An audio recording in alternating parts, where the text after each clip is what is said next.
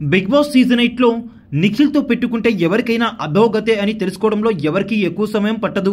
ఇక అందులో భాగంగా యష్మి కన్నీళ్లు కారుస్తుంది నిఖిల్తో అలా చేయకుండా ఉండాల్సిందని. ఇక నిఖిల్ విషయంలో నామినేషన్స్లో అలా ప్రవర్తించినందుకు తనని తానే తిట్టుకుంటూ కన్నీళ్లు కారుస్తూ ఉంటుంది యష్మి హౌస్లో. ఇవాళ నిఖిల్ నా కోసం అంత చేస్తే నేను నిఖిల్ కోసం స్టార్ట్ తీసుకోకుండా అలా చెప్పడం నాకే సిగ్గుగా అనిపిస్తుంది. నిఖిల్ని ప్రతిరోజు ఫేస్ చేయాలంటే నేను ఉండలేకపోతున్నాను. నాకు బయటికి వెళ్ళిపోవాలనిపిస్తుంది. బిగ్ బాస్ నన్ను బయటికి పంపించండి అంటూ రిక్వెస్ట్ చేస్తుంది బిగ్ బాస్తో యష్మి. అందరూ చెప్పినట్టుగా నేను నిజంగానే బిగ్గెస్ట్ ఫ్లిప్పర్ ఏమో.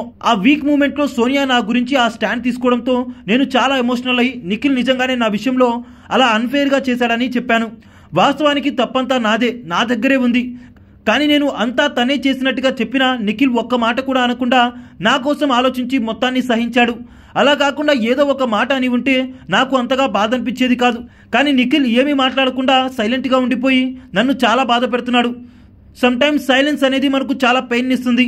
అది మనకి బాగా కావాల్సిన వాళ్ళ దగ్గర నుంచి ఆ సైలెన్స్ మనకి ఆన్సర్గా వస్తే చచ్చిపోవాలన్నంత బాధ కలుగుతుంది.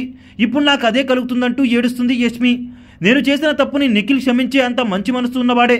కానీ నాకు నిఖిల్ దగ్గరికి ఏ మోహం పెట్టుకొని వెళ్లాలో అర్థం కావటం లేదంటూ యష్మి ఏడుస్తూ ఉంటుంది. నిఖిల్తో నాకున్న ఎమోషన్స్ని, నాతో షేర్ చేసుకున్న మెమరీస్ని నేను మర్చిపోలేకపోతున్నానంటూ ఏడ్చేస్తుంది యష్మి ఇప్పటికైనా చేసిన తప్పుని తెలుసుకుని ప్రాధేయపడుతుంది పశ్చాత్తాపంతో. ఇక యష్మిని అలా చూసిన నిఖిల్ ఫ్యాన్స్ యష్మిపై సింపతి ప్రదర్శిస్తున్నారు. ఇప్పటికైనా తప్పు తెలుసుకుని ఒప్పుకున్నందుకు థ్యాంక్ యూ అంటూ యష్మికి పాజిటివ్గా కామెంట్స్ పెడుతున్నారు. నిఖిల్ విషయంలో యష్మి ఇలా తను చేసిన తప్పును తెలుసుకోవడం, అలాగే దానికి బాధపడటం పట్ల మీ అభిప్రాయం ఏంటి?